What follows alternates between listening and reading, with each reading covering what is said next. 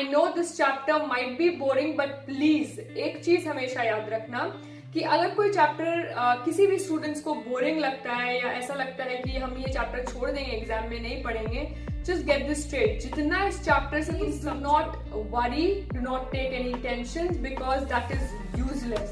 Understand, and please understand that is useless.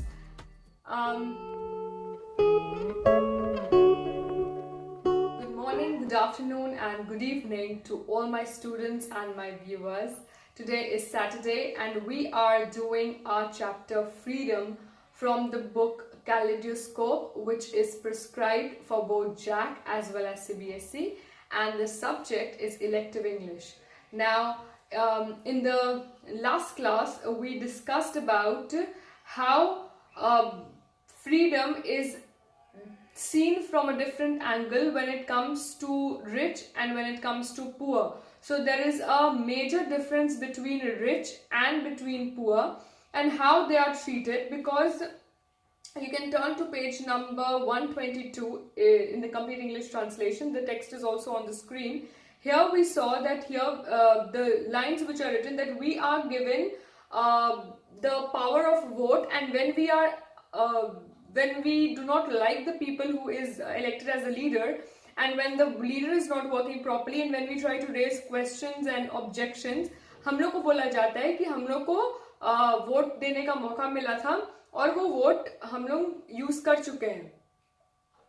And then we discussed how, just read that line, how we are reminded that the rich are taxed a quarter, how rich is only given all the privilege, all the things which give them relief and which helps them, whereas poor on the other hand, they are always subjugated, नीचा दिखाया जाता है, उन लोगों को दबाव में रखा जाता है, and all those things we are seeing. Now see, what is happening in today's surrounding and atmosphere, what we are seeing around, how difficult it can get and how pathetic poor people could be treated.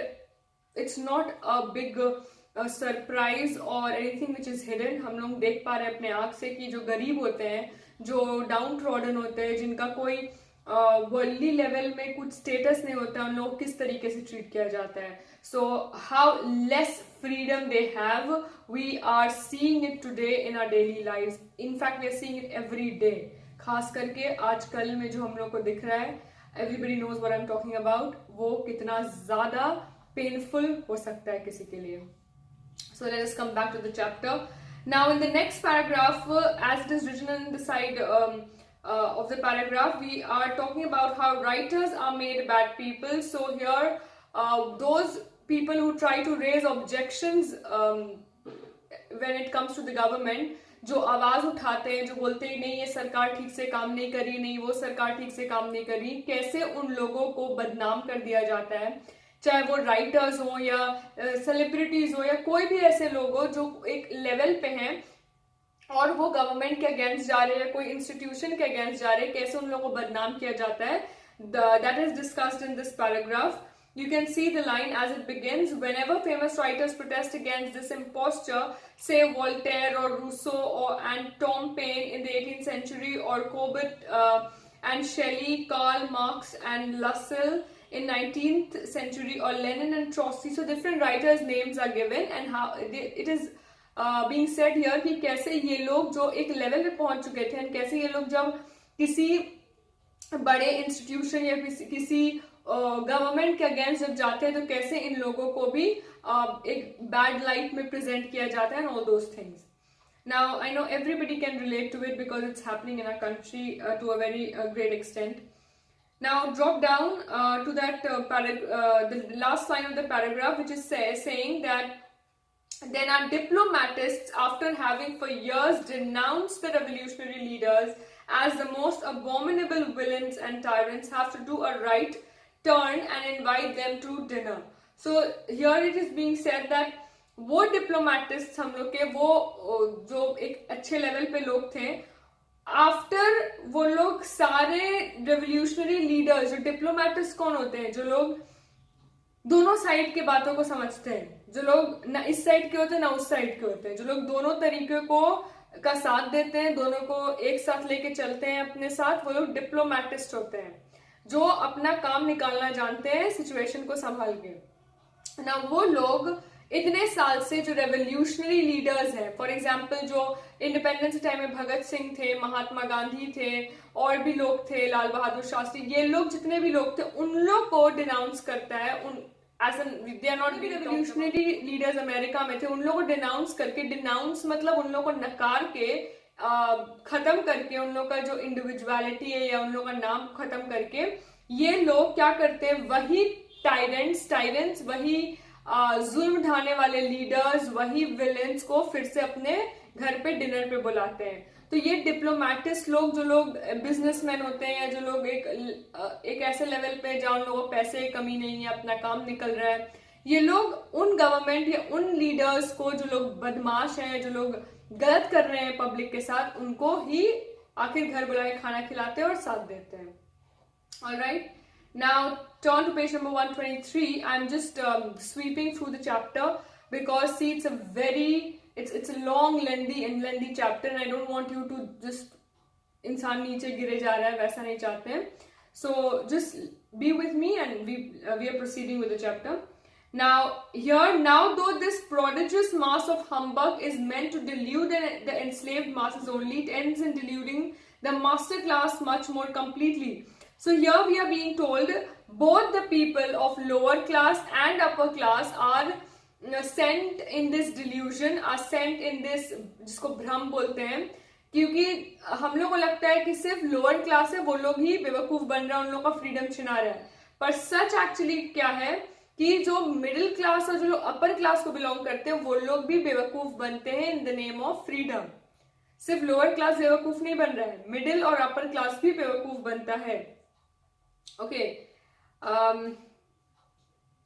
and all that things which are being told here, that a gentleman whose mind has been formed at a preparatory school of the sons of gentlemen followed by public school, जो लोग अच्छे से पढ़े लिखे हैं, जो लोग जानते हैं अपना कैसे उठना है, बैठना है, क्या करना है, and everything, he honestly believes that the system which has placed him in such an agreeable situation and done such justice to his merits is the best of all possible systems. क्योंकि देखो, जिसके साथ life में हमेशा हर चीज अच्छा होता है वो बाकी सब चीज को भी अच्छा समझता है, और जिसके साथ खराब होता है वो बाकी सब चीज को भी खराब समझता है. तो अगर कोई इंसान है जो मिडिल क्लास या मास्टर क्लास को या अपर क्लास से बिलोंग कर रहा है और उसके साथ सब चीज अच्छा हो रहा है, तो वो सोचता है कि ये जो सिस्टम है ये मेरे साथ जस्टिस कर रहा है और हमको एक बेस्ट पॉसिबल सिचुएशन में प्रेजेंट किया है, and that he should shed his blood and yours to the last drop in its defense. And इन लोग के अंदर ये सारा चीज आ जाता है कि ये सिस्टम, ये गवर्नमेंट मेरा इतना रक्षा किया है, हम अपने आखिरी सांस तक, आखिरी ड्रॉप ऑफ ब्लड तक इन लोग का रक्षा करेंगे, हम अपना अब रिटर्न फेवर देंगे. ये लगता है पब्लिक को, वो पब्लिक जो अपने लाइफ में सब कुछ अच्छा देखा है, तो उन लोगों को लगता है कि गवर्नमेंट और जो बाकी इंस्टीट्यूशन वाले लोग हैं वो लोग एक्चुअली उनका साथ दिए और जिस वजह से वो आज अच्छे से जिए हैं और अपने लाइफ में कोई मुकाम पे पहुंच पाए हैं. सो इन शॉर्ट, यहाँ पर जो अपर क्लास या मास्टर क्लास के लोग हैं वो लोग भी बेवकूफ बन रहे हैं, because government does not have that much role to play. Alright, then drop down to that point where I have told that poor people are fooled more. Obviously देखो, जितना तुम या हम फूल हो सकते हैं, फूल किए जा सकते, उससे ज्यादा एक ऐसा इंसान को बेवकूफ जल्दी बन सकता है जो पढ़ा लिखा नहीं हो, जो बहुत सारा चीज नहीं जान रहा हो, जिसको जो बोला जाएगा वो मान लेगा. इट्स ऑब्वियस दैट वो इंसान ज्यादा जल्दी बेवकूफ बनेगा. But the slaves who give 3 cheers for emperor might just as well have made a cross on a British or American ballot paper as far as the freedom is concerned. तो हम लोग को फ्रीडम के नाम पे तो बहुत कुछ दिया जाता है. फॉर एग्जाम्पल, हम लोग को बोलने का हक दिया जाता है, हम लोग को बैठने का हक दिया जाता है पब्लिक ट्रांसपोर्ट में, हम लोग को रोड पे ठीक से चलने का हक दिया जाता है, हम लोग को बहुत सारा हक होता है. बट एक जो पुअर पीपल लोग हैं, जो लोग गरीब फैमिलीज को बिलोंग करते हैं, जो लोग बचपन से स्लेव्स बन के रहते आए हैं, किसी के नौकर बन के रहते आए हैं, उन लोग को फ्रीडम के नाम पे बस एक छोटा सा काम निकाला जाता है कि अच्छा ठीक है, तुम ये वाले वोटिंग पेपर में या बैलेट पेपर में एक साइन बनाए हो, वही तुम्हारा फ्रीडम था. जबकि बहुत सारे ऐसे गरीब लोग हैं जिनको वोट करने का भी अधिकार नहीं होता है या वो लोग कर नहीं पाते हैं. सो इन शॉर्ट जो स्लेव्स जो लोग हैं जो बहुत गरीब लेवल को बिलोंग करते हैं, स्लेव्स रहे हैं जिंदगी भर, उन लोग का फ्रीडम ज्यादा कम होता है as compared to upper class people, and वो लोग ज्यादा बेवकूफ भी बनते हैं. Alright, so far I have mentioned nothing but plain natural and historical facts. So saying कि हम अभी तक सिर्फ और सिर्फ कुछ ऐसा अपने से बढ़ा चढ़ा के नहीं बोल रहे, हम सिर्फ plain natural simple historical facts produce कर रहे हैं. Shaw is saying, say I've written down there, Shaw is saying that he is only stating facts. Conclusion would only lead him to controversy. So he's saying कि देखिए हम ये बोल रहे हैं कि A इंसान जो था वो किसी को मारा, या B इंसान जो था वो ये गलत काम किया, और हम फैक्ट्स दे रहे हैं, सबूत दे रहे हैं. अब हम ये नहीं बोल रहे हैं कि मेरा मानना है कि ऐसा हुआ एंड ऑल दोस थिंग्स, क्योंकि अगर हम ऐसा कुछ बोलेंगे तो हम पक्का कंट्रोवर्सी में फंसेंगे. क्यों? क्योंकि हम गवर्नमेंट के अगेंस्ट कदम उठा रहे हैं. ये कहाँ का है? अमेरिका इज वहां के और अमेरिकन और इंग्लैंड और वहां के लोग के बारे में he is saying all those things, not talking about India. Alright, get that straight. Okay, now turn to page number 124, the next page, and here we see, I know it's a lengthy chapter, I know you're feeling very bored and everything, but you have taken up elective, you have to deal with it. So let us see आगे क्या होता है. So in the next page we are seeing इसलिए हम यही किए हैं, हम क्या किए हैं कि हम पढ़े हैं एंड देन हम इंपॉर्टेंट पॉइंट्स को लिख दिए, जिससे तुम लोगों को क्या होगा कि हम पूरा चैप्टर नहीं पढ़ेंगे, इंपॉर्टेंट पॉइंट्स पढ़ेगे, ताकि एग्जाम में whenever a question comes you are able to write, क्योंकि सारे इंपॉर्टेंट पॉइंट्स तुम्हारे पास पहले से लिखा हुआ है. Alright, okay. Treating people as puppets rather than human beings. So we see that how these people are treated as puppets rather than human beings. Always remember that though nobody likes to be called a slave, it does not follow that slavery is a bad thing. Great men like Aristotle have held the law and order, and government would be impossible unless the persons the people have to obey are beautifully dressed, decorated, robed, uninformed, speaking special accent, having expensive cars. That they must be made very rich without any obligation other than to produce an impression of almost godlike superiority on the minds of very common people. Okay. So, and in the next line it is being said that you must take men ignorant idolaters before they will become obedient workers and law-abiding citizens. So, it is being said here that जो गरीब लोग होते हैं, lower class को belong करते हैं, उनको specially puppets की तरह ट्रीट किया जाता है, क्योंकि जो लोग कंट्रोल कर रहे हैं, जो लोग पावर में हैं, जनरली वो लोग एक्सपेंसिव कार्स के साथ होते हैं, अच्छा ड्रेस करते हैं, एक अलग एक्सेंट होता है, तो उन लोग को इंसान ऑटोमेटिकली ओबे करना शुरू कर देता है. सो कहीं ना कहीं वो सोशल जो कंस्ट्रक्ट है और जो तरीका है रहने का या बैठने का या बात करने का, वो बहुत बड़ा रोल प्ले करता है, जिस वजह से वी सी दैट पहले यहाँ पर g.b.shaw is saying कि पहले लोगों को, इंसान को इग्नोरेंट आइडोलेटर्स बनाया जाता है. मतलब बेपरवाह, हम लोगों को कुछ अता पता नहीं है, लेकिन हम लोग सिर्फ भक्ति कर रहे हैं, हम लोग सिर्फ पूजा कर रहे हैं. किसका? भगवान का नहीं, इंसान का. और जब ये फेज में एक इंसान घुस जाता है, पब्लिक घुस जाता है, तब फिर वो लोग को एक दूसरा पहलू दिखाया जाता है और बोला जाता है तुम लोग कंट्री के लिए जी रहे हो, तुम लोग अपने देश के लिए ये सब कर रहे हो, तुम लोग देशभक्ति में ये सब कर रहे हो. पर सच क्या है कि वो लोग इग्नोरेंट रहा है, अंधभक्ति में एक इंसान को पूछते गया, जिस वजह से वो लोग यहाँ पर अब उन लोगों को बोला जा रहा है कि तुम लोग देश के लिए कर रहे हो. I am not saying that, I am not talking about anybody, it's here mentioned in your book.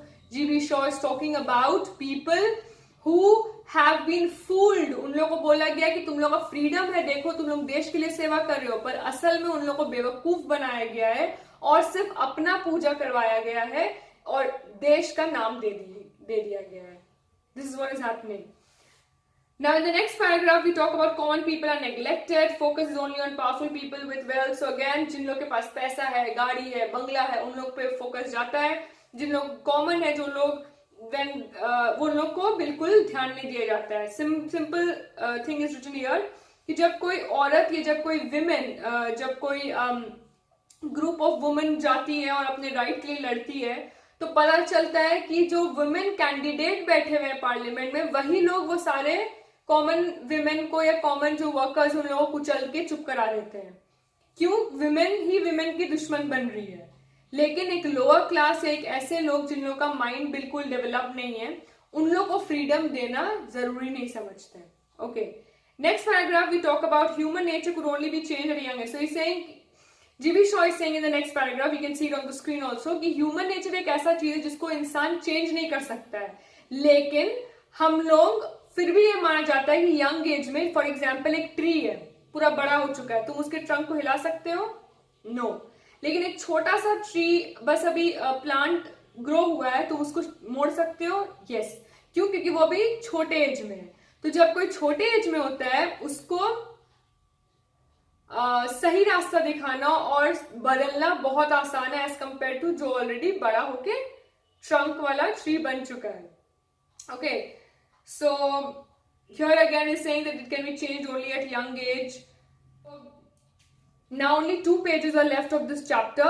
We will discuss that in the next class, and I'll also try to give you the summary in the next class with the basic short points so that you have no problem.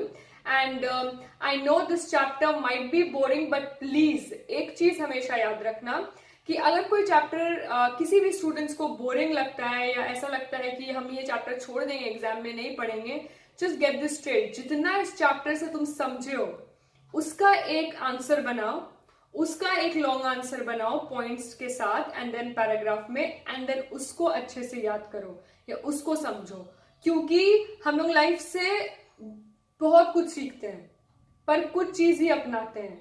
क्यों? क्योंकि वो कुछ चीज हम लोग को touch करता है। सिमिलरली इस चैप्टर से, when the chapter will be over in the next class, तुम लोग क्या क्या सीखे हो और क्या क्या चीज टच किया है, वो सारी चीज का पॉइंट्स बनाओ। अगर कुछ नहीं सीखे हो, for example, it's fine, summary read करना। समरी रीड करने के बाद एटलीस्ट 1 से 2 पॉइंट होगा which will touch you, that's enough. Then 2-3 point और तुम लोग देख लेना। Okay, please do not worry, do not take any tension, because that is useless. Understand, and please understand that is useless. How to deal with situations like these, how to focus on your career, which career to take, how to live life without any kind of tension and everything. If you want answers, you can visit my Instagram page. The link is given in the description box. There are videos which will help you to have happiness in your life and will give you a sense of relief from everything happening around. So we'll meet again in the next class. Till then, जो भी समझ में आया है, जितना समझ में आया, focus on that and then study accordingly. Do not worry at all. Everything will be fine. All right? Thank you so much.